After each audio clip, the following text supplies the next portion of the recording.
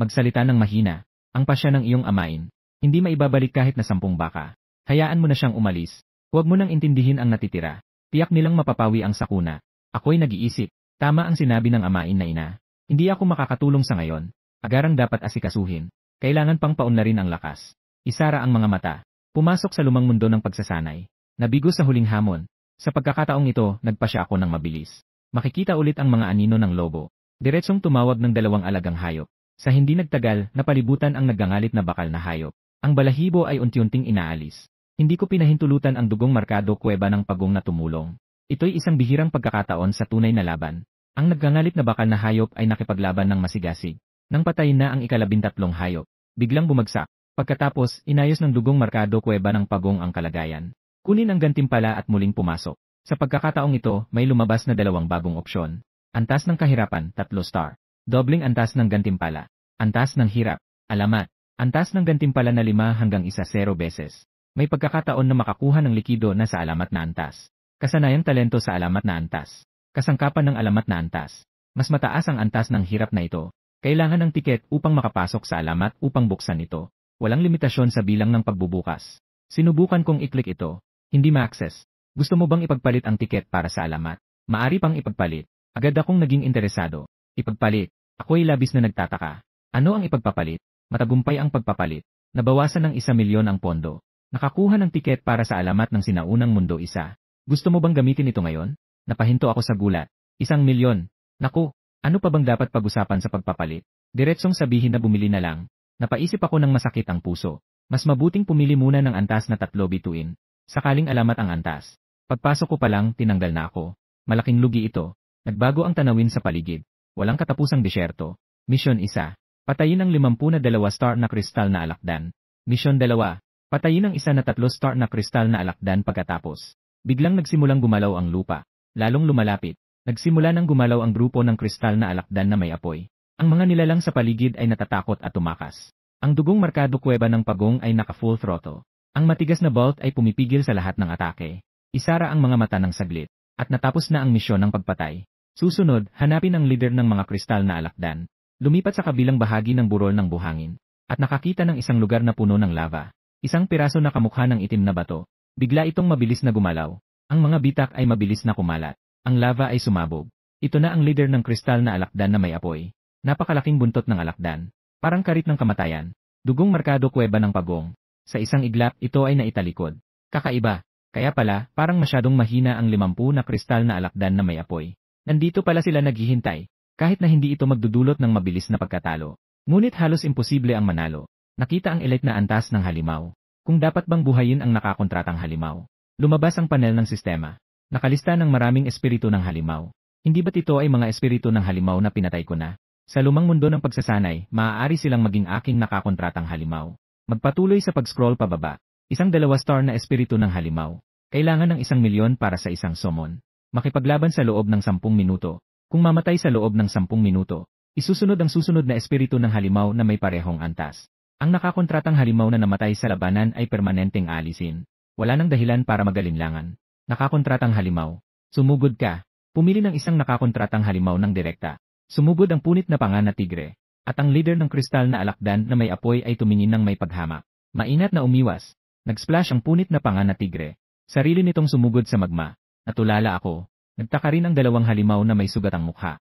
Ito ang mga katawatawang nilalang na hinanap ng aking amo. Naiilang ako. Muli na namusketo ang isang pusa ng panga. Naswipe ng buntot ng kristal na alakdan na may apoy patungo sa lava. Naging abo. Tuluyan ng naging itim ang aking mukha. Sa mukha kong tila bakal, naglaan ako ng 2 milyon. 3 pusa ng panga ang sumugod. Hanggang sa magamit ang mahigit 1,000 pusa ng panga. Sa wakas ay naubos na ang lakas ng kristal na alakdan na may apoy. Nakadapa sa lupa. Nakuhang pagkakataon ng 2 mabangis na halimaw. Walang tigil na paghampas ng ilang minuto. Saka napatay ang leader ng mga kristal na alakdan. Sunod-sunod na impormasyon ng gantimpala ang lumitaw. Muli kong naramdaman ang pagtaas ng lakas. Naglabas din ng kagamitan para sa mga alaga na may matalim na buntot ng alakdan. At kasamang aklat ng kasanayan para sa mga alaga, mainit na apoy na baluti. Angkop para sa mga alaga na may matigas na balat. Direkta itong ibinigay sa dugong markado kuweba ng pagong. Bagaman ang likido ng pagbabalik sa ninuno ay may gantimpala lamang na 0.05. Ngunit ito ay para sa 2 star na superhuman. Basta't makumpleto ng 20 beses. Ang dugong markado kuweba ng pagong ay maaaring umunlad sa 3-star na superhuman. Gagawin ko na ito. Pagkagising ko muli, narinig ko ang mga sigawan. Sa gitna ng tao, galit na nakikipagtalo ang aking amain na ina. Ang kausap ay si Bailili na sumali sa logistics department. Sa mga sandaling iyon, nakasimangot ang kanyang mukha. Parang nakakita siya ng pagkakataon na palabasin ang galit. Mabilis siyang humampas sa aking amain na ina. Sa mukha kong tila bakal, tumakbo ako papunta sa kanila. Isang malakas na sampal ang tumama sa mukha ni Bailili. Isang matipunong lalaki ang may seryosong ekspresyon. Biglang sumabog ang makapangyarihang aura. Isang suntok ang tumama sa akin. Tinanggap ko ito ng seryoso. Sinubukan kong pigilan ang suntok na iyon. Sa huli, nahakbang lamang ako ng kalahating hakbang pabalik. Lahat ay nagulat. Ang mukha ng matipunong lalaki ay naging nakakatakot. Akala ko ay isang 2-star na mandirigma. Pagkasabi niya, muling sumuntok. Isang matinding galit ang sumilay sa aking mata.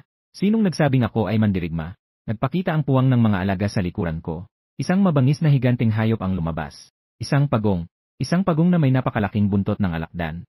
Anong klase ng mutasyon ito? Ang ganda ng forma. Ang lahat ay nagulat. Ang matipunong lalaki ay hindi nakaagapay. Isang suntok ang tumama sa likod ng dugong markado kuwebang pagong. Ang naglalagablab na init ay biglang sumalanta. Narinig ang matinding sigaw ng sakit. Agad na sumunod. Isang napakalaking talim ng buntot ng alakdan ang pinalipad. Nakatagilid ito sa kanyang ulo. Isang tahimik na katahimikan ang bumalot sa lugar. Nakadapo ang tingin ng lahat sa akin. Sa oras na ito, ako ang pinakanagulat. Matapos akong hakbangin ng leader ng mga kristal na alakdan, natuklasan ko ang 3 retire na mandirigma. Ang hina naman. Pagkatapos, kinuha ko ang mga materyales. Kasama ang aking amain na ina, bumalik ako sa aking pwesto. Muli nang bumukas ang pinto ng kanlungan. Pumasok si Nawang Kaiksuan at Yukyuyo. Nang makita ako sa isang iglap, parang nakita nila ang kanilang nakatatandang kapatid. Patuloy akong pumikit. Pumasok sa sinaunang lugar ng pagsasanay. Nakasulat sa entrance ng kasangkapan ng alamat na antas. Alamat ng digma ang langit sa gradong unggoy. Kung ito ay sa karaniwang pagkakataon, tiyak na hindi ako nagmamadali. Ngunit ngayon, ang oras ay hindi naghihintay. Mahalaga na pataasin ang lakas ngayon. Nagpasya na ako. Gumastos ng alamat na antas na tiket. Agad na nagbago ang kapaligiran. Kasalukuyan sa sinaunang daigdig, alamat na antas ng hirap. Misyon, patayin ang tagapangalaga ng sinaunang templo. Digma ang langit sa gradong unggoy. Gantimpala, 2-star na kristal na pagbalik na likido 0.1. Isa na sanggol na digma ang langit sa gradong unggoy ng alamat na antas. Isang mahabang listahan ng mga gantimpala sa katangian. Nagdali-dali ang aking paghinga. Gantimpala sa sinaunang daigdig na pagsasanay ng hayop. Digma ang langit sa gradong unggoy. Sa isang pandinig, tiyak na napakahusay. Katulad ito ng isang mitolohiya mula sa nakaraang buhay. Hindi kaya ito ang parehong isa? At ang mga espiritu ng hayop na gantimpala ng sistema. Kumukuha ng puwang para sa mga espiritu ng hayop. Huminga ako ng malalim. Kasama ang 2 mabangis na hayop. Dumaan sa isang makakapal na gubat. Dumating sa isang bilog na plaza. Nakita ang isang estatwa na ilang talampakan ng taas. Hawak ang isang pangudyok. Galit na tumitig sa kalangitan. Ang matibay na kadena ay nakapulupot sa ibaba. Napakabuhay. Bigla, ang mga mata ng estatwa ay naging nagniningning na ginintuang kulay. Ang ibabaw na bato ay unti-unting nabulok. Ipinakita ang tunay na anyo nito. Digma ang langit sa gradong unggoy. Sa isang saglit, may isang pangudyok na dumapo. Agad na iningatan ako ng dugong markado kuweba ng pagong. Isang malakas na tunog. Ang dugong markado kuweba ng pagong ay sumuka ng malaking dugo. Lumiko at nagmadali patungo sa digma ang langit sa gradong unggoy. Ang atake ng dugo ay nagdulot ng pagkawala ng balanse sa katawan. Pagkatapos ay may isang patag na dumapo na parang bundok. Ganap na nilimitahan ang kakayahan ng digma ang langit sa gradong unggoy na kumilos. May pag-asa. Agad akong hindi na nagdalawang isip. Agad na pumasok sa pagmumuni-muni. Nakipag-ugnayan sa dugong markado kuweba ng pagong. Nagsimula ang aking unang pagsasanib. Lumitaw ang nakakatakot na kalasag ng pagong sa aking katawan. Ang mga kamay at paa ay naging matibay. Sabay na umandar ang kapangyarihan ng dugo. Ang lakas ay biglang tumaas sa 2,400 puntos. Naglunsad din ang atake ng dugo laban sa digma ang langit sa gradong unggoy. At sa kabilang panig, ang naggangalit na halimaw ng bakal ay hindi alam kung saan. Naghanap ng maraming luma at sirang bakal. Nagsimula ng sumubo ng mabangis. Pagkatapos ng buong estado, naglunsad ng paminsang pag-atake ng bakal na kamao. Bawat kamao ay nagbuhos ng maraming piraso ng bakal. Nakuha ko ang pagkakataon. Kinagat ko ang pulso ng digma ang langit sa gradong unggoy. Ginamit ko ang lahat ng aking lakas. Agaw ang kahoy ng digma ang langit sa gradong unggoy.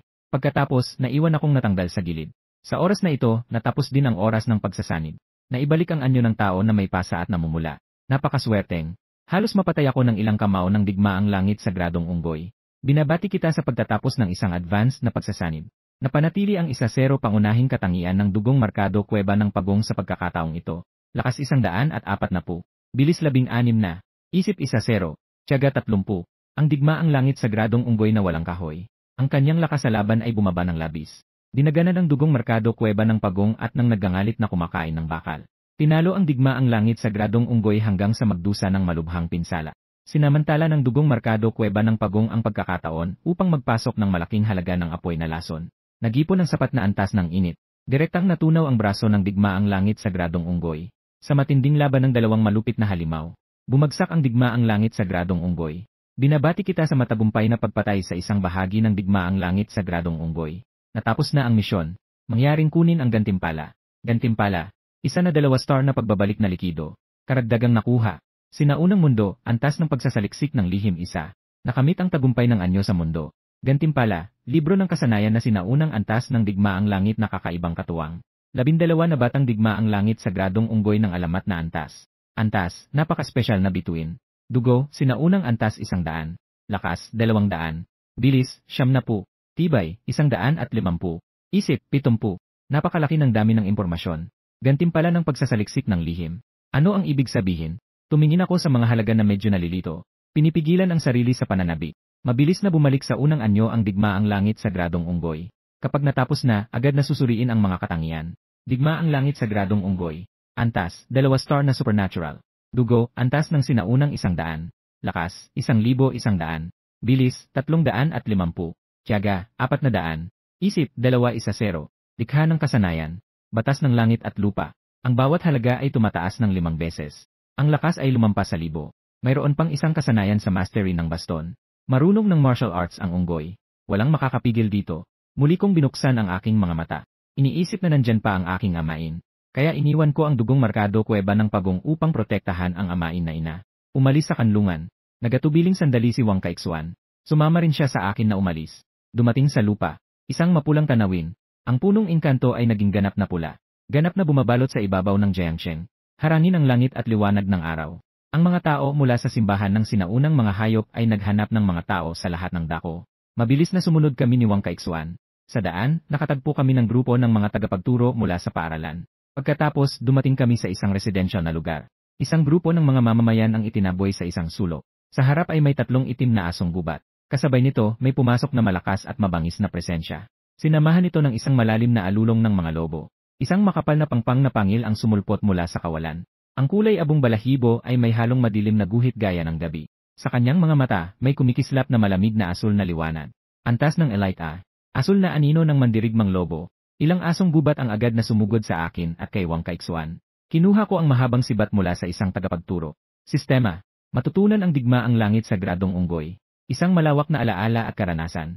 Bumagsak mula sa langit. Pumasok sa aking isipan. Bigla akong nakaramdam na parang ang digmaang langit sa gradong unggoy ay nasa akin.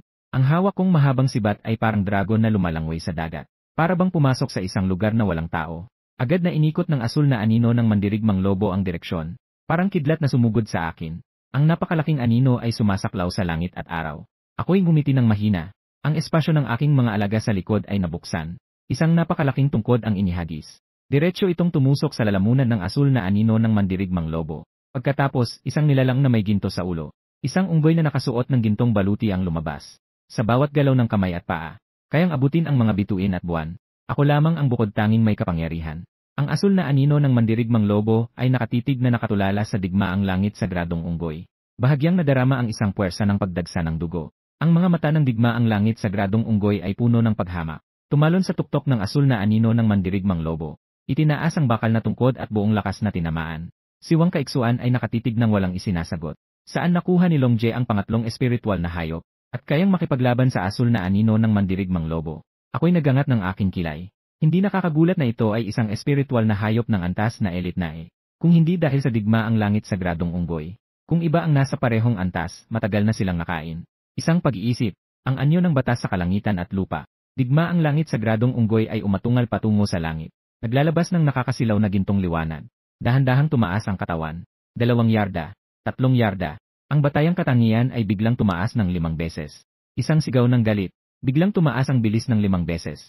Para bang isang kidlat na bumabagsak mula sa langit. Itinaas ang tungkod ng mataas. Ang ibabaw ng tungkod ay kumikislap ng makulay na liwanag. Isang hanay ng mga sinaunang simbolo ang lumitaw. Sunod-sunod na humaba at lumaki. Nagdadala ng napakalaking kapangyarihan. Malakas na bumagsak. Ang asul na anino ng mandirigmang lobo ay matibay na parang bakal. Agad na pumasok sa loob. Ang laman at buto ay nagmamadaling humawak sa magkabilang gilid. Umumbok na parang lobo. Agad na sumabog. Lahat ay naggangalit ang anit. Ang tawag na yon ay nagwasak ng langit at lupa. Sa anyo ng 2 star na labis na kahusayan. Patayin ang mga elite na bituin. Hindi pa nakita noon. Bigla, mula sa malayo may isang malakas na tunog sa kalangitan. Isang talim ng espada na tumatawid sa kalangitan. Biglang bumagsak sa katawan ng pulang punong halimaw. Sa ilalim ng talim ng espada na yon, isang anino. Ang tayog ng katawan ay tuwid. Ang suot ay tila kasuotan ng pasyente na umuugong. Ang mga mata ay malalim na parang balon. Ang lahat ay napasigaw. Ito ay talim ng espada. Master ng espadang antas ng tanyag. May pag-asa na ang Giant Cheng. Nakabuka ang aking bibig, na parang nakatulala. Dakilang master ng espadang antas ng tanyag. Ang aking amain. Ang taong nahawahan ng laso ng dugo. Isang lalaking nasa gitnang edad na matagal nang nakahiga sa ospital para sa chemotherapy. Sa mga oras na ito, ang buong Giant Cheng ay nagsimulang tremble. Ang mga pulang sanga at dahon ay bumalot sa aking amang si Lin Changfeng. Walang bilang na mga gusali ang nawasak at bumagsak. Si Lin Changfeng ay humakbang pasulong. Mukhang magaan. Ngunit parang nakabigat ang bundok tay sa ulo. Ang aking nag-aalab na dugo ay nag-aalab. Nangyari ito. Ang tatay ko ay sobrang lakas. Kasabay nito, ipinagpag ang mahabang espada sa kamay ni Lin Changfeng. Ang enerhiya ng espada ay umangat sa langit. Ang espasyo ay naglabas ng mga alon. Para bang hindi kayang tiisin ang lakas na ito. Nakaramdam ang punong halimaw ng nakamamatay na banta. Ang katawan ay malakas na umuuga. Ang makakapal na sanga ay sumasayaw na parang higanteng ahas. Nagdala ng amoy ng dugo. Ang mga mata ni Lin Changfeng ay lalong naging malamig. Malakas na sigaw. Ang buong katawan ay naging isa sa espada. Naging isang nagniningning na liwanag. Dinala ang nakabibighaning enerhiya ng espada patungo sa punong halimaw. Kaka, isang malakas na tunog. Ang punong halimaw ay parang nabubulok na kahoy. Sa ilalim ng ganitong pambihirang espada, agad na nahati sa dalawa. Ang Giant Cheng ay muling nasilayan ng liwanag. May isang tao na galit na sumigaw. Lin Changfeng, nagbetray ka sa Ancient Beast Church. Hindi ka pakakawala ng punong ministro. Maghintay ka sa iyong kamatayan. Nagtaka ako. Ang pangalan ng amain ay Lin Changfeng. Pero karamihan sa mga tao ay kilala si Lin Dayu lamang. Ano ang ibig sabihin ng pagtataksil sa Ancient Beast Church? Ang amain ay tao ng Ancient Beast Church. Tila naramdaman ni Lin Changfeng ang aking tingin. Nagpakita siya ng komplikadong ngiti. Agad siyang umubo ng maraming dugo. Walang kulay ang kanyang mukha. Pagkatapos ay umalis siya. Hindi ko alam kung bakit. May nararamdaman akong kakaiba. Sa pagkakataong ito, umalis ang amain. Hindi ko alam kung kailan kami muling magkikita. Ang sakuna ay mapapawi. Pumunta ako sa kanlungan at natagpuan ang amain na ina. Magkasundo silang hindi banggitin ang amain. Bumalik ako sa bahay. Sabi ng amain na ina, may ilang bagay. Hindi dahil ayaw naming sabihin sa'yo, kundi dahil ang pagkakaalam mo. Wala itong magandang dulot sa'yo. Sa totoo lang, ang lihim na ito. Dapat sana itong itinatago sa'yo magpakailanman. Pero sa sandaling umalis ka sa kanlungan, napagtanto kong ikaw ay lumaki na. May karapatan ka ng magpasya sa iyong buhay. Ang iyong tunay na ina, ay si Princess Yan. Dapat ay buhay pa siya ngayon. Huwag kang magalit. Mahal ka pa rin niya. Noong panahon yon, sikat siya bilang isang magandang babae. Kasama si Lin Changfeng at Long Zhenbang. Nangyari ang ilang mga pagsasanga ng pag-ibig at galit. Sa huli, siya ay naging asawa ni Long Zhenbang. Matapos kang isilang, siya ay kinuha ng Ancient Beast Church. Pagkatapos, pumasok si Lin Changfeng sa Ancient Beast Church. Dinala kanya palabas. Dumating siya sa harap ng aking bahay isang araw na maulan. Bitbit kanya sa kanyang mga bisig. Tapos nang magsalita ang amain na ina, ibinigay sa akin ang isang piraso ng papel. Nang makarating sa Linyin City, makipag-ugnayan sa mga tao sa itaas. Siya ay kaibigan ni Lin Changfeng. Maalaga siya sa iyong buhay. Huwag kang mag-alala tungkol sa akin. Habang sinasabi ito, tumayo siya at nagngiti ng misteryoso. Ang kanyang mga daliri ay nagtipo ng matalim na liwanag ng kutsilyo. Dahan-dahan siyang humuwad. Biglang gumuho ang pader. Ano ito? Anong nangyayari? Hindi lang ang amain kundi isa rin siyang halimaw. Pati ang amain na ina. Isang pamilyang tatlo. Ako lang ang mahina. Patuloy na nagsalita ang amain na ina. Chenner, batang-bata ka pa ngayon. Maraming bagay na hindi mo alam. Hindi sinadyang iwanan ka ni Hanyan. Kahit si Long Zhenbang ay hindi kasing sama ng iniisip mo. Talagang gusto kong maging isang ordinaryong tao ka. Ngunit dahil sa iyong kahanga-hanga, nandoon ka na sa laro. Kaya't ang tanging magagawa ay ibuhos ang lahat upang masira ang laro. Pumunta ka sa Lijiang City. Ano ba talaga ang laro? Pati ang mga amain ko ay hindi makapagtanggol sa akin. Sa kasalukuyan, alam na ang aking amain ay si Lin Changfeng. Siya ay hindi bababa sa 13 na antas na mandirigma. At ang lakas ng aking amain na ina ay hindi pa alam. Malalim akong huminga. Tumingin ako sa malayo sa kalangitan. Panahon na para makita ang labas ng mundo. Pupunta na ako. Ilang araw pagkatapos. Nagdaos ng seremonya ng pagtatapos ang paaralan. Pagkatapos ng lahat, tinawag kami ni Wang Kaixuan sa opisina ng punong guro. At dinala kami sa isang underground na kayamanan. Dito ay may maraming aklat ng kakayahan at kagamitan. Pinili naming bawat isa ang isang bagay. Tumingin si Wang Kaixuan sa isang maliit na kahon. Sa loob ay may isang piraso ng gamot. Sinabi na may pagkamangha. Ito ba ay hindi ang Beast Spirit Pill? 10 milyon bawat isa May presyo ngunit walang bumibili. Ano? Mas malakas ang boses ko kaysa kay Wang Kaixuan. Ito na ba ang mga gamot para sa pagsunod? Agad akong humingal ng mabilis. Nashock sa yaman na mayroon ako. Sa wakas, sa pinakamalalim na bahagi ng bodega, sa lalagyan ng mga armas. Pinili ko ang isang itim na mahabang piraso na hindi tiyak ang material. Natutunan ang digma ang langit na beton. Ito ang talagang kailangan ko. Sa puntong ito, nagiging berde ang mukha ng punong guro. Ito ang armas na ginamit ng unang punong guro. Tunay na kayamanan ng bodega, Sa puntong ito, sa bus na patungo sa Linjiang, nakatabi kami ni Suking at Wang Kaixuan. Nakatingin kay Suking na malapit na malapit. Naglalabas ng kaakit-akit na pambatang amoy. Nakatuon ang tingin. Bigla, lumapit si Suking sa aking tainga. Narinig kong pinatay mo ang 4 na antas na tagapangalaga ng sinaunang hayop. Ramdam ko ang bahagyang paghampas sa dulo ng aking ilong. Para bang humalik sa aking pisngi. Agad na tumigas ang katawan. Bahagyang lumingon kay Suking. Pero dahil masyado nang malapit ang dalawa, para bang bahagyang nagdikit ang mga labi. Natakot si Suking. Agad na umatras sa kanyang lugar. Biglang umusbong ang bahagyang pamumula sa kanyang makinis na mukha. Wala akong panahon para magpatawad. Agad na bumulong sa tainga ni Suking. Nagbibiro ka ba sa akin? Paano ko mapapatay ang isang 4-tier Beastmaster? Sa pagkakataong ito, ang mga kaklase sa likuran ay nagulat. Anong ginagawa ng dalawang ito? Unang hinalikan ako ni Suking, at saka ako naman ang humalik sa kanya. Kailan pa naging magkakasama ang dalawa? Dumating sa lugar ng pahinga. Nakita ako ni Bai Lili. Umangat ang loob dahil kay Liu Yanrui. Nagpatawa siya sa akin. Agad na nagalit ang aking mga mata. Naalala ni Bai Lili ang nakakatakot na karanasan sa silungan. Agad siyang nagtago sa likod ni Liu Yanrui. Umubo si Liu Yanrui. Kung may kakayahan ka, bumangon ka at lumaban sa akin. Anong halaga ng pagbibigay takot sa isang babae? Agad na tinawag ang kanyang alaga. Alakdan na may apoy ng buntot. Nakatagilid ang aking labi na may malamig na ngiti. Buksan ang espasyo para sa alaga. Lumabas ang dugong markado kuweba ng pagong at ang mabagsik na alaga na kumakain ng bakal. Nagbabalak kayo si Liu Yanrui. Sa harap ng ganap na kapangyarihan, may halaga ba ang dami?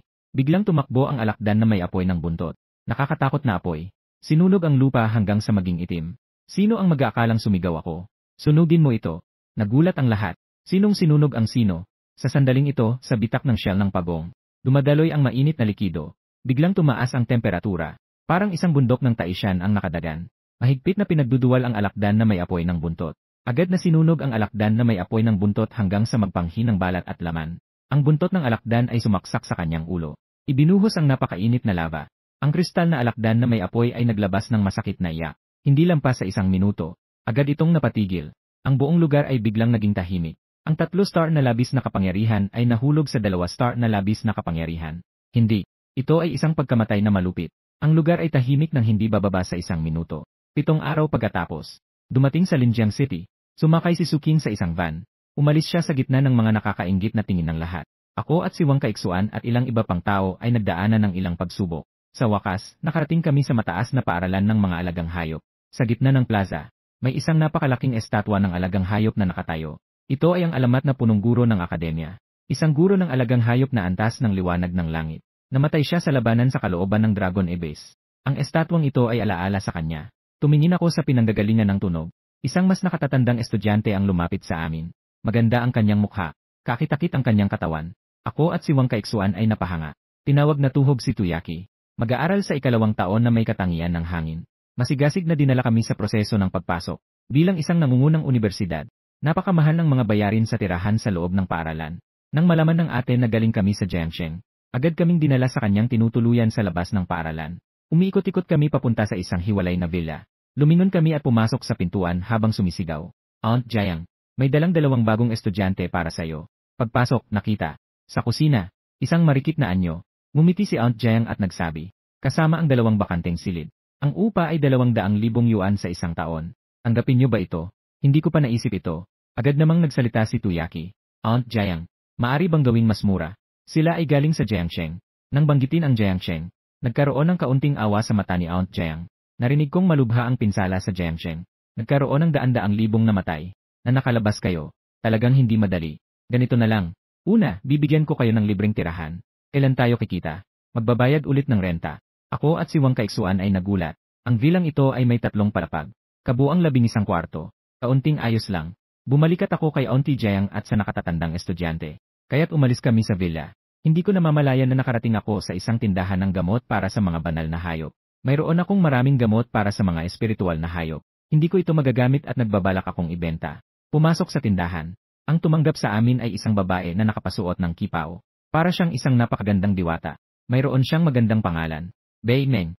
Nagkatitigan kami ni Wang Keixuan. Hindi ka nagkamali, ito ay isang malaking lungsod. Sobrang dami ng magaganda. Tumanggap ba kayo ng mga gamot? Para madagdagan ang pagkakatugma at pagsunod ng mga espiritual na hayop. Tiningnan kami ni Bai Meng na parang mga estudyante. Para bang hindi siya makapaniwala. Direkta akong naglabas ng isang pagsusuri sa lugar. Ang resulta ay nagpasiklab ng mga mata ni Bai Meng. Kaagad siyang lumapit. Hinawakan niya ang aking braso. Hindi ko maiwasang lunukin ang aking laway. Silid ng mga bisita ng Alchemy Pavilion. Matapos tanungin ako ni Bai Meng ng ilang katanungan. Nakapresyo ng 2 milyon bawat bote. Kung gaano karami, kunin ang lahat. Sa susunod na araw, seremonya ng pagsisimula ng paaralan ng Longyuan Jiang Beast Academy. Matapos ng Vice-Rector ang talumpati para sa mga bagong estudyante. Inanunsyo ang isang mahalagang pangyayari. Sa loob ng isang buwan, magkakaroon ng malaking paligsahan para sa mga bagong estudyante. Gagamit ng porma ng labanan sa koponan. 5 tao lamang sa bawat koponan. Sa loob ng kalahating oras. Kung hindi makakabuo ng koponan, mawawala ng karapatan. Agad na naging maingay ang paligid. Kuya Long, sino ang gusto nating maging kasama sa koponan? Baka mas mabuti kung magtanong muna. Tanong ni Wang Keixuan habang tinitingnan ang paligid. Nang marinig na kami ay mula sa Jiangsheng. Lahat ay umiiwas. Sa huli, ilang tao ang nag-iisa. Karamihan ay mga estudyante mula sa Jiangsheng. Si Chen Yu mula sa Yangsheng ay mumisi. Walang gustong makipagkuponan sa inyo na mga inutil. Medyo hindi ka panipaniwala ang pagpapalawak ng Jiangsheng ngayong taon. Isang maliit na bayan sa hangganan ang nakapag-aral ng 30 tao. Hindi ka panipaniwala. Sa malayo, si Tuyaki ay tumitingin sa akin na tinutukso. Ang kanyang mga mata ay tila nag-aalab ng damdamin. Ngunit malinaw sa kanya. Ang hadlang na ito ay tanging ako lamang ang makakatawid. Sa sandaling ito, ako ay labis na nagagalit. Tumingin sa mga kaklase noong nakaraan, na nakahiwalay sa lugar na ito na hindi ko kilala. Parang estudyanteng nagkamali na kayo ko. Sa dibdib ko ay nag-aalab ang isang malaking galit. Itinuro ko ang ilong ni Chen. Dahil dito, mas mabuti pang tayo ay maglagay ng taya. Kung kayo ay matalo, lumabas sa akademya. Gayon din, natalo tayo. Lumayas ka rin. Lahat ay naguluhan at tumingin sa akin. Nagpatawa si Chen Yu. Basta't makabuo ka ng koponan. Sige, sasangayon akong makipagtayaan sa'yo. Ayos. Lumiko ako. Si Wang Keixuan ang unang tumayo. Kuya Long, isama mo ako. Isali mo rin ako. Ngumiti si Hiyu at nagsabi. At ako rin. Itinaas ni Yukyuyu ang kanyang kamay at nagsabi. Bigla akong nahabag. Hindi ba't ito ang orihinal na grupo mula sa malaking pagsusulit sa Jiangsheng? Tumingin ako kay Suking sa gitna ng tao. Ngumiti at nagsabi. Kaklase kong si Suking. Gusto mo bang bumuo ulit ng koponan? Kagaya ng malaking pagsusulit. Paano naglakas ng loob ang batang ito? Sino ba si Ginoong Su? Lahat ay nakaramdam. Nabubuhay ako sa isang panaginip. Naglabas ng sunod-sunod na tawanan. Pero, si Suking ay hindi nagatubiling lumabas mula sa karamihan. Lumapit sa aking tabi. Sa isang iglap, ang tawanan ay biglang huminto. Tumingin ako kay Suking at tumango. Pagkatapos ay sinabi ko kay Chen Yu. Ngayon, matagumpay tayong nagbuo ng grupo. Na itatag ang pustahan. Linisin ang leg mo at maghintay. Nagalit si Chen Yu. Talagang akala nyo'y tiyak na magiging pabor tayo dahil si Miss Su ay sumali. May malaking pagkakataon ba kayo? Kahit gaano pa siya kalakas nag-iisa. Hindi niya kayang dalhin kayong mga pabigat. Tumingin ako kay Suking, at umikot at sinabi, dahil sa tingin nyo ay matatanggal tayo. Bakit hindi natin subukan ang mas malaking pustahan? Sa panahon ng malaking laban ng mga bagong estudyante, tinatanggap namin ang anumang hamon mula sa mga grupo. Sino ang may lakas ng loob na tanggapin ang pustahang ito? Agad na hamunin kami anumang oras. Ang lahat ay tahimik, na hindi makapaniwala na nakatingin sa akin. Hamunin ang lahat ng mga bagong estudyante. Sino ang nagbigay sa kanya ng lakas ng loob? Sila yang Jingru ba? Ang pamilya Su. Agad ding nalaman ito. Agad na naguluhan. Tinawag nila si Suking pabalik gamit ang malaking pagsubok. Nais nilang hintayin si Suking na makuha ang unang pwesto sa bagong estudyante na kompetisyon. Pagkatapos, inimbitahan ang mga makapangyarihan sa Linjiang City na dumalo sa salo-salo. Kasabay nito, inihayag ang kasunduan sa kasal nina Suking at Long Jinsho. Ang pamilya Su ay hindi maaaring maging katatawanan. Agad silang nagpasya. Himukin ang mga bagong estudyante sa kahit anong halaga. Sinumang makatalo sa akin, ay bibigyan ng malaking gantimpala. Ito ay mas pinipiling hayaang mag-drop out si Suking, kaysa hayaan siyang magkaroon ng ugnayan sa akin. Nang ilabas ng pamilya Su ang kanilang panghihikayat, ang mga maliit na grupo na dati ay natatakot sa pamilya Su, agad na naging aktibo. Tumingin ako sa kanila at sinabi, 1 buwan na lang ang natitira bago ang bagong estudyante na kompetisyon. Gagawin natin ang lahat upang mapalakas ang ating lakas. Lahat ay sabay-sabay na tumango. Pati si Suking ay bihirang nagpakita ng matinding fighting spirit, kahit na hindi siya nagsalita. Ngunit sa kanyang kalooban, nalulungkot pa rin siya sa ginawa ng pamilya Su. Huminga ako ng malalim. Ang pressure na ito ay mas malaki pa kaysa noong malaking pagsusulit sa Jiangsheng. Agad na nagmadali pabalik sa villa. Agad na pumasok sa training ground ng sinaunang mundo. Pumili ng antas ng kristal na alakdan na may apoy. Mayroong digmaang langit sa gradong unggoy. Mas madali na ang antas na ito. Hindi lalampas ng 1-0 minuto. 3 misyon ay natapos na. Pagkatapos ay pumili ng ikalawang antas ng digmaang langit sa gradong unggoy. Agad na nagbago ang kapaligiran ng espasyo. Kasalukuyan sa sinaunang mundo. Alamat na antas ng hirap 2. Mission. Patayin ang tagapagtanggol ng sinaunang larangan ng digmaan. Digmaang langit sa gradong unggoy. Lanan. Muli tayong nakipaglaban sa digmaang langit sa gradong unggoy. Kaya ba ay koleksyon ng mga piraso? Kapag nakolekta, maaari itong ipagpalit para sa buong digmaang langit sa gradong unggoy.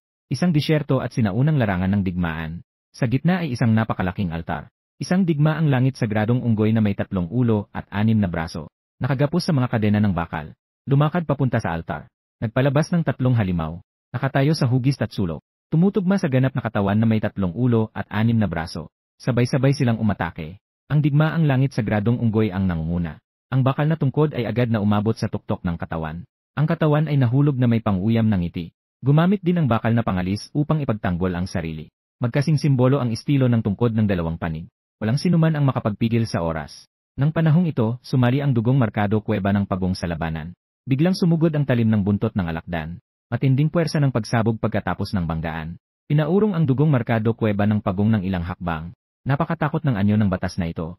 Inilunsad ng digmaang langit sa gradong unggoy ang anyo ng batas. Lumobo ng 5 ulit ang kapangyarihan sa laban. Sa ganitong pang-aatake mula sa harap at likod. Sa wakas, nagsimulang magpakita ng mga sugat ang anyo ng batas.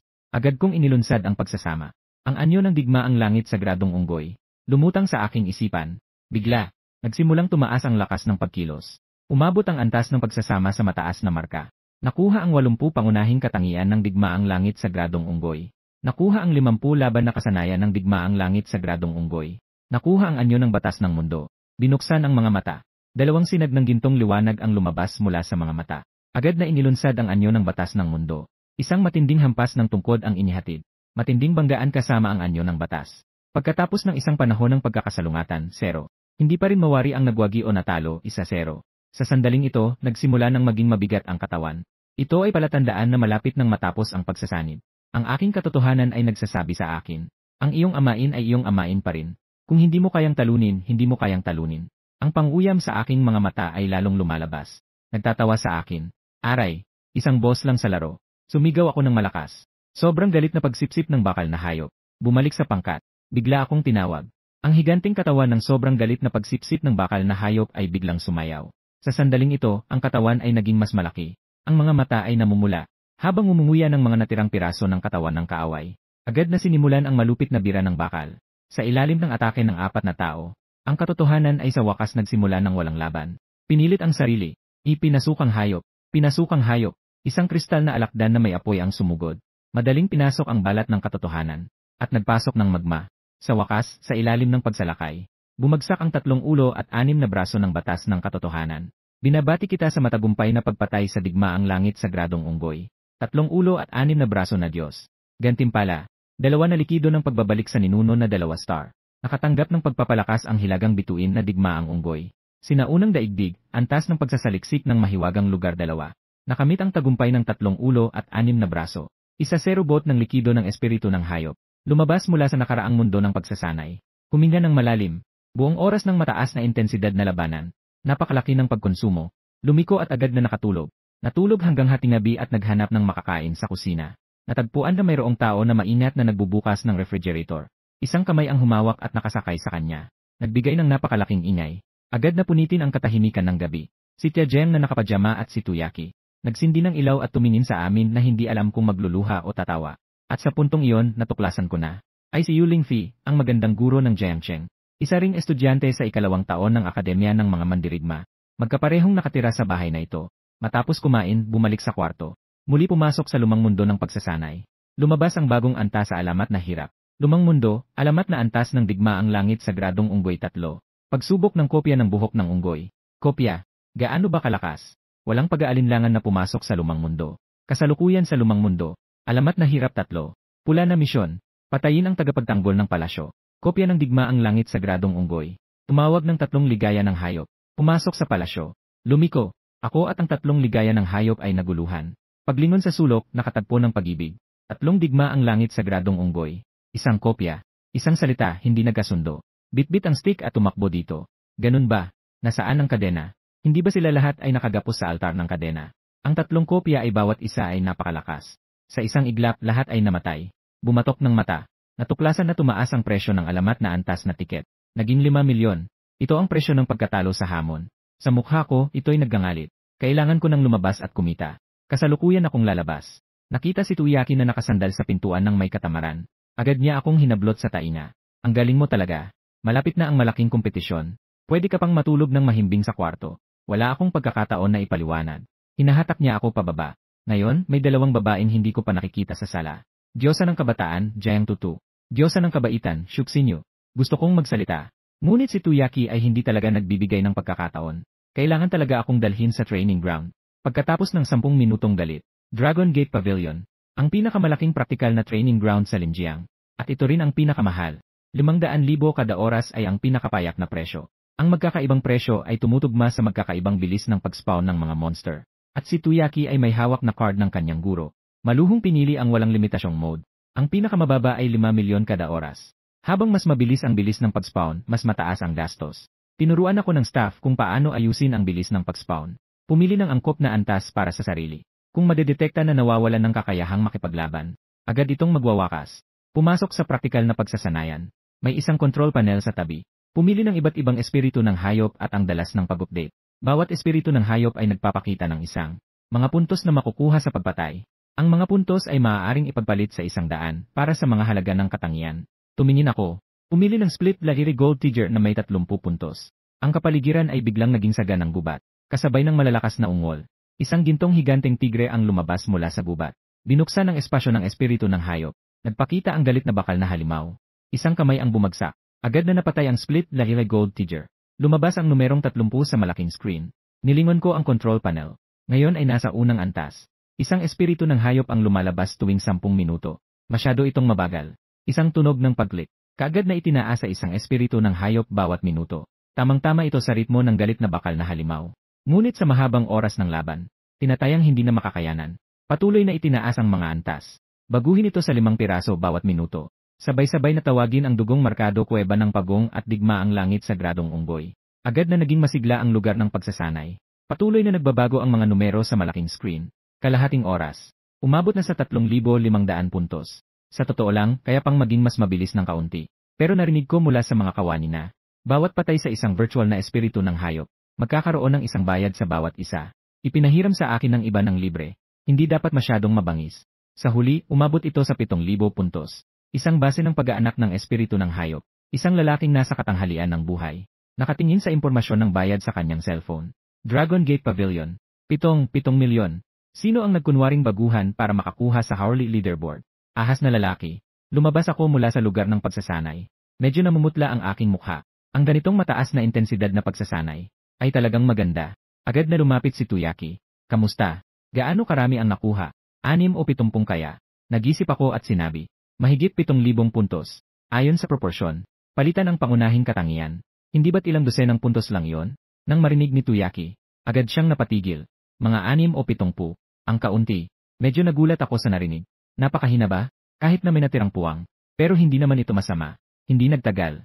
Sa forum ng akademya, nandoon ako sa training ground. Nakakuha ng 6 o 70 sa loob ng 1 oras. Agad itong umabot sa balita, na nagdala ng maraming tao na nag-sign up para hamunin ako. Sunod-sunod. Sa huli, umabot ito sa 161 na koponan. Nagulat ang mga nasa itaas ng akademya. Sa oras na ito, wala akong kaalaman sa lahat ng ito. Pagkatapos makipaghiwalay kay Tuyaki, pumunta sa Holy Beast Potion Pavilion. Bago umalis, biglang sinabi ni Baimeng, kami ay may relasyon sa pakikipagtulungan sa Longmen Pavilion. Patagilid na may ilang training grounds. Maaari mong gamitin kung kailangan mo. Ako'y napatigil. Nagtanong ako ng isang tanong. Maaari bang buksan ang limitadong mode? Iniisip na hamunin ang aking limit. Tingnan kung talagang mahina ako. Nagalinlangan si Baimeng sandali. Maaari. Pero kailangan mong magbigay ng isang Beast Spirit Potion para makapagbukas ng isang pagkakataon. Iniisip na gaano karaming maaari mong gastusin. Agad akong pumayag. Hawak ang card na ibinigay ni Baimeng. Muli akong bumalik sa Longmen Pavilion. Buksan ang walang limitasyong mode. At ang manager ng Longmen Pavilion, noon pa man nang maabot ko ang mahigit 7,000 puntos, ay nainteresado na siya sa akin. Personal siyang nagasikaso para sa akin. Pumasok sa training area.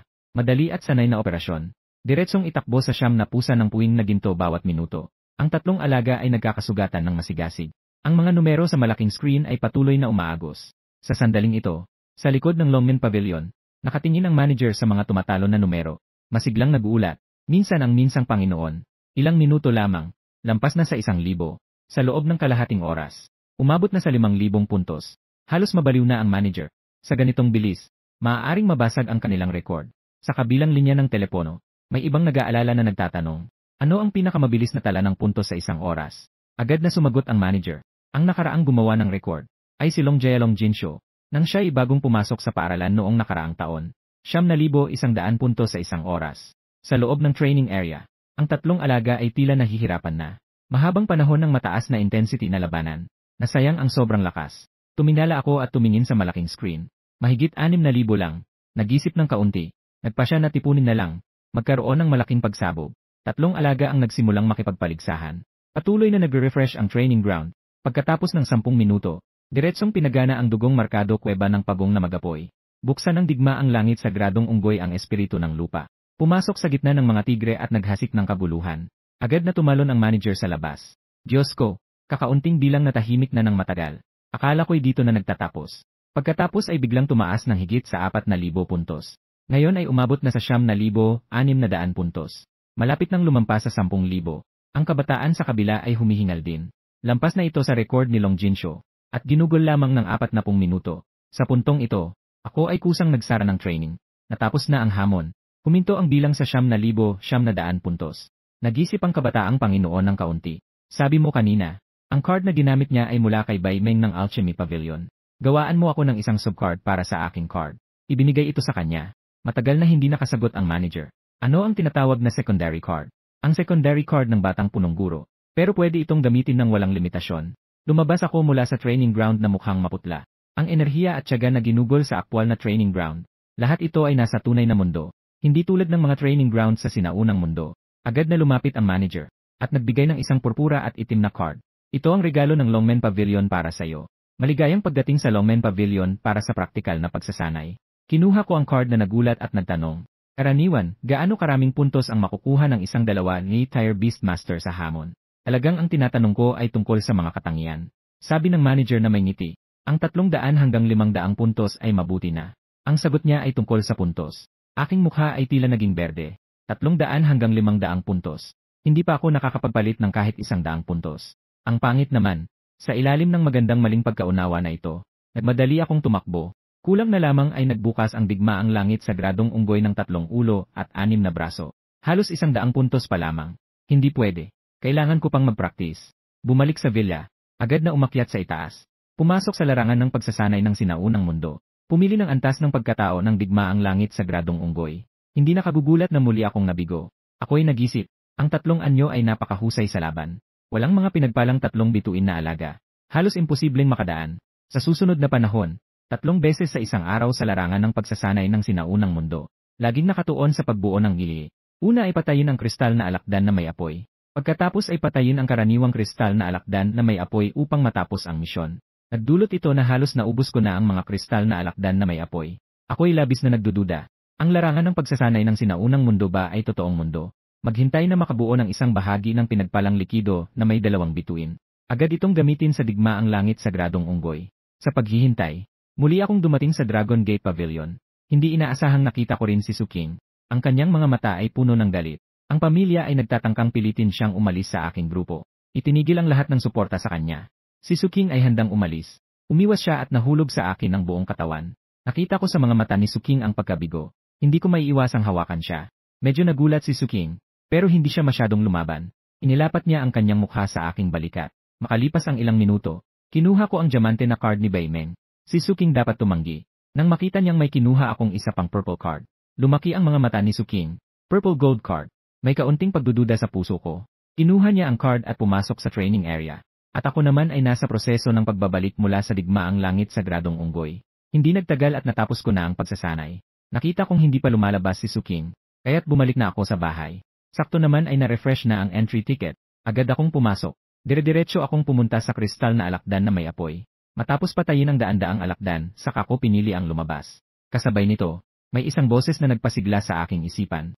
Nagtagumpay ang digmaang langit sagradong unggoy sa pagbabalik. Antas, Supernatural Level 3 Star. Lahi, antas ng sinaunang 100. Lakas, 5,500 yuan.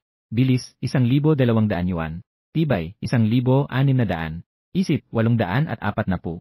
Umabot ang lakas sa 5,500 puntos. Ito ang talento ng hari ng mga halimaw. Muling pumasok sa lugar ng pagsasanay sa sinaunang mundo. Palitan ng tiket sa pasukan ng alamat na antas. Sa susunod na segundo, lumitaw sa pintuan ng palasyo. Digma ang langit sagradong unggoy ang nanguna. Buksan ang batas ng kalikasan at ang kakayahang may 3 ulo at 6 na braso, at makipaglaban sa 3 bahagi ng katawan. Bawat palo ay tumama sa laman. Ramdam ang matinding presyon. Ginawang mahirap ng mga bahagi na lumapit. Sa huli, isang malakas na sigaw. Pinabagsak ang 3 bahagi. Ang mga bahagi ay naging 3 sinag ng ginto. Mabilis na nagtago sa likod ng taina ng digmaang langit sagradong unggoy. Ako'y labis na nagagala. Hindi ko akalaing pagkatapos ng 3 star na pambihira, ay ganoon kalakas ang digmaang langit sagradong unggoy. Binabati kita sa matagumpay na pagpatay sa bahagi ng buhok ng digmaang langit sagradong unggoy. Gantimpala, pambihirang 2 star na likido ng pagbabalik 0.3. Nakakuha ng lakas ang digmaang langit sagradong unggoy. Sinaunang mundo, antas ng pagsisiyasat sa lihim 1-0. Nakamit ang tagumpay sa bahagi ng buhok ng unggoy. 50 bot ng dugo ng hayop. Lumabas mula sa mahiwagang dako. May 2 bagong pasukan sa pagsasanay ng sinaunang mundo. Antas ng hirap ng sinaunang mundo 1. Antas ng hirap ng sinaunang mundo alamat 4. Digma ang banal na unggoy sa langit, pagsubok ng katawang di matitinan. Sinaunang mundo, napahinto ako saglit. Ito ang ikalawang panahon pagkatapos ng sinaunang mundo. Ngunit ang gantimpala ng sinaunang mundo, ay para sa mga 3 star na kahangahangang nilalang. Agarang kailangan. Kailangan kong itaas ang dugong markado kuweba ng pagong, at ang nakatanggi na makina ng pagkain. Bukod dito, ako ngayon ay isang 3 retier na tagapangalaga ng hayop. Ikapat na hayop, balak kong makipagkontrata sa espiritual na nilalang. Makipag-ugnayan sa ilang ahensya na nagbebenta ng tinanggal na espiritual na hayop. Inirekomenda ng kabilang partido ang isang takot na kuneho. Nabenta ito sa halagang 30,000. Pagkatanggap ng bagay, agad na nakipagkontrata. Pagkatapos, pumunta sa Yawning Wolf na antas. Magbuhos ng star na likido ng pagbabalik. Bigla sa isang bakanteng lugar. Nakita ang ilang baluktot na karakter. Maliwanag na ito ay bagong lumabas. Aabutin ko. Talagang may tao. Agad na nanginig ang aking anit. Nag-isip ng sandali. Ipagkopya ang mga simbolo ng teksto. Maghanda ng oras upang magtanong sa eksperto. Pagkatapos uminom ng likido ng pagbabalik sa ninuno ng kalahating oras. Binabati kita sa pagkuha ng 2 star na napakahusay. Demonyong kuneho ng dugong buwan. Pumasok sa estado ng galit sa ilalim ng liwanag ng buwan. Sa susunod na oras, ako ay umaalis ng maaga at umuwi ng huli araw-araw. Maghapon akong nakadapo sa Dragon Gate Pavilion. Hindi ko namamalaya na magsisimula na ang bagong labanan. Dahil mayroong hamong laban. Kaya't nagpasya ang mga leader ng paaralan. Pagsimulan muna ang hamong laban. Isasagawa ang lottery ng 161 na mga koponan. Lahat ng tingin ay nakatutok sa atin. Dumating ang pakiramdam ng panggigipit sa isang iglap. Agad na natapos ng 6 na koponan ang lottery. Hindi ko alam kung ito ba ay tadhana. Ang unang koponan ay nasa Yangsheng. Pinangunahan ni Chen Hao, kapatid ni Chen Yu. Ilang tao ang umakyat sa entablado. Ang ngiti ni Chen Hao ay may kasamang ligaya. Mukhang ang premyo ng Su family ay milyon-milyon. Ay makukuha na namin. Ang iba pang tao ay labis ding nasasabi. Kayo mga walang kwentang tao. Kung hindi dahil sa swerte, inatake ng Ancient Beast Church, saan ka nagkarapat-dapat na pumasok sa mataas na paaralan ng mga alagang hayop? Ha. Nang lumabas ang salitang ito, lahat ay bahagyang kumurap ang mga noo. Sa malayo sa mga upuan, isang lalaking nasa katanghaliang gulang na may kulayabo na buhok. Bumulong siya ng malamig. Ang estudyanteng galing sa Yangsheng ay tila walang disiplina. Ngayon talagang umaasa ako na matutulungan ako ng Jiangsheng na linisin ang pangkat na ito ng mga tamad. Hamon ng malaking pagsubok para sa mga bagong mag-aaral. Unang laban, nagsisimula na ngayon. Naganunsyo ang hukom. Ang ring ay biglang naging disyerto. Lahat ay tumawag ng kanilang sariling alagang hayop. Sa kabila, puro 3 star ang mga kalaban. Samantalang sa atin, kahit sa dami o antas, malayo ang agwat. Balak kong ipatama ang naggangalit na bakal na hayop sa unahan. Ang 9 na kulay na liwanag ay sumabog. Ang 3 star na 9 na kulay na rusa. Para bang ang elehiya ng Diyos ay bumaba. Natakot ang mga kalaban at nagatras. Ang mukha ni Chen Hao ay nagbago ng kulay. Agad siyang sumigaw. Huwag magpanik. Basta't mapatay natin ang 9 na kulay na rusa. Ang natitira ay mga basura. Kaunti pang natapos ang sigaw. Dumating na ang 9 na kulay na fox at pumatay. 9 na buntot na matalim na parang kutsilyo. Sa bawat paguyog, kumukuha ito ng buhay ng isang alagang halimaw. Si Chen Hao at ang kanyang mga kasama ay tila walang kibo. Akala nila, lahat ay 3 star na hindi pangkaraniwan. Ang agwat ay hindi dapat masyadong malaki. Lalo na't may 13 halimaw ang kanilang panig. Pero ngayon, sa ilalim ng atake ng 9 na kulay na fox, walang kalaban-laban. Sa loob lamang ng ilang minuto, tapos na.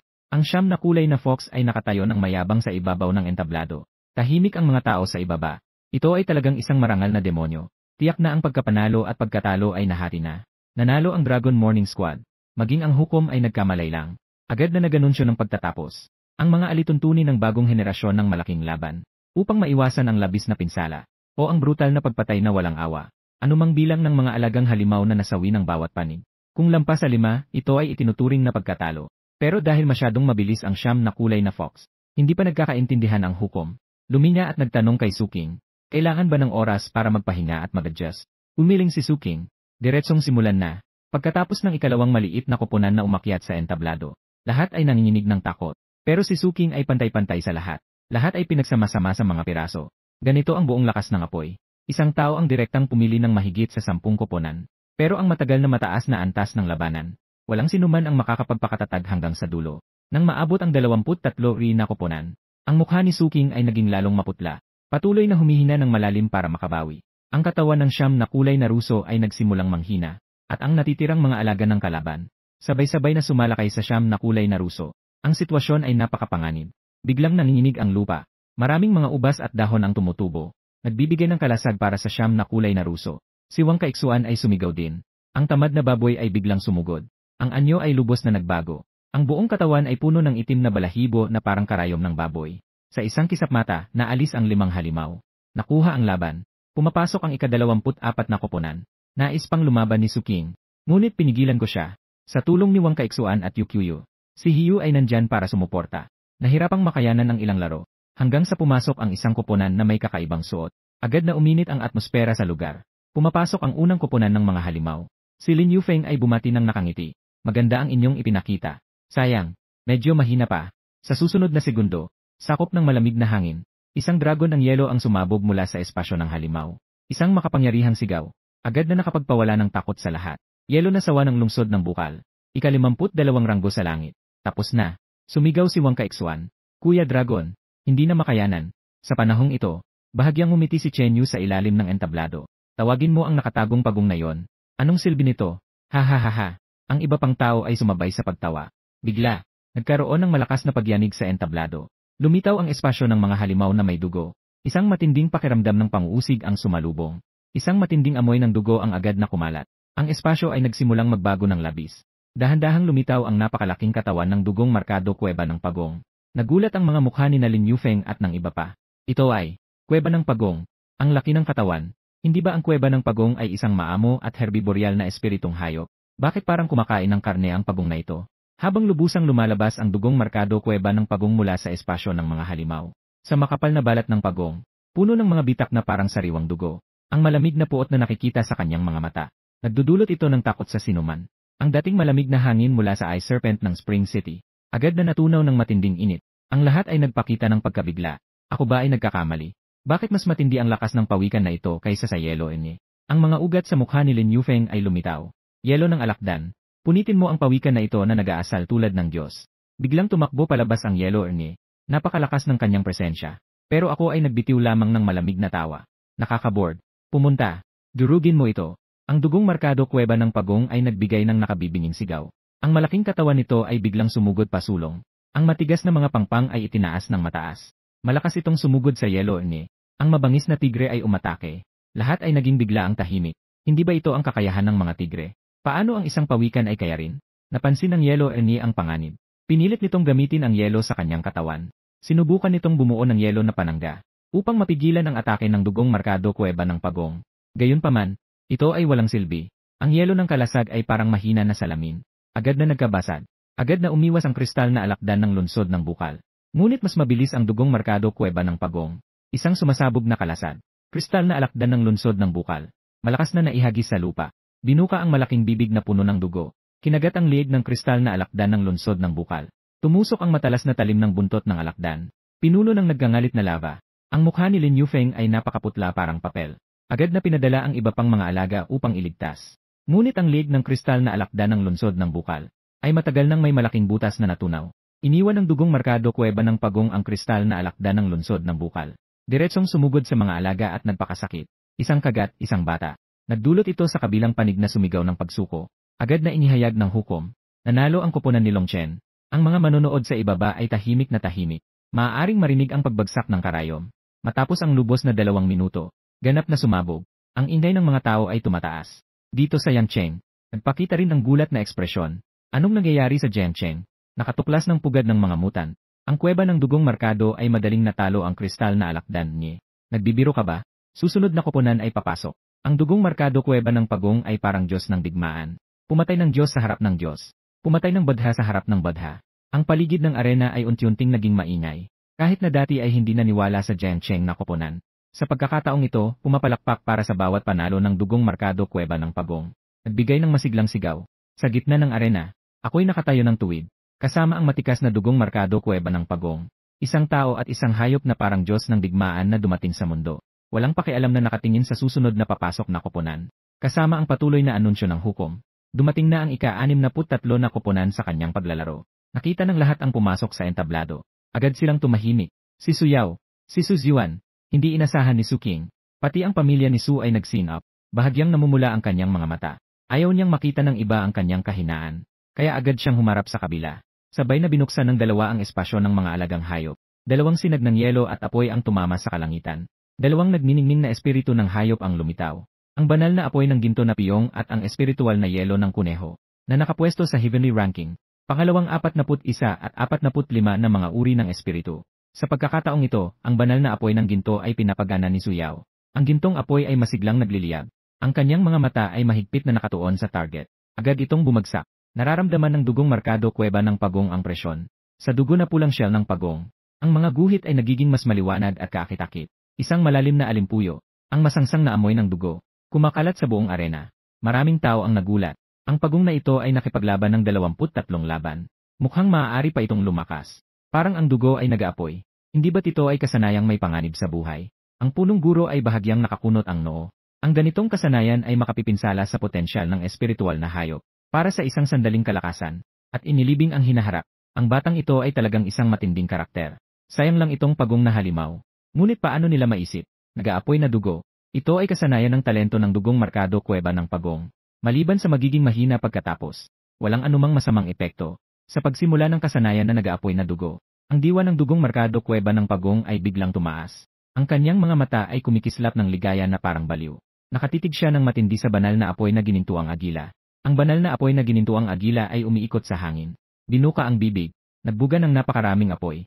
Balak niyang lutuin ang dugong markado kuweba ng pagong. Ngunit ang temperatura ng apoy ng banal na apoy na ginintuang agila, halos kapareho lang ng kristal na alakdan na may apoy. Para sa dugong markado kuweba ng pagong, sa pinakamasama, medyo mahirap lang.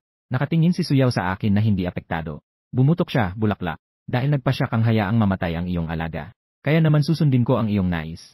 Agad ibinaba ng banal na apoy na agila ang kanyang taas. Lalong lumalakas ang apoy. Sa oras na akala ng lahat, na ang dugong markado kuweba ng pagong ay malapit ng maluto. Humiyaw ako ng malakas. Ngayon na, nakita ang dugong markado kuweba ng pagong na humaharap sa galit na dagat ng apoy. Bigla itong tumalon. Malakas na pinagsama ang banal na apoy na agila sa ilalim nito. Isang kagat sa leg. Sa isang iglap umagos ang dugo na parang haligi. Agad na nanahimik ang buong lugar. Lahat ay nakatulala. Naku, ang ganitong pagong ay laban sa langit. Matapos ang yelo ng Lungwater City, muli itong papatayin ang banal na apoy na agila. Sa arena, sinisikap ng banal na apoy na agila na kumawala. Ngunit hindi matinag kahit isang bahagya. Ipinasok ng dugong markado kuweba ng pagong ang talim ng buntot ng alakdan. Walang habas na tinimplahan ng pulang lava. Katangian ng apoy. Kanina, talagang masarap ang pagkasunog. Halika,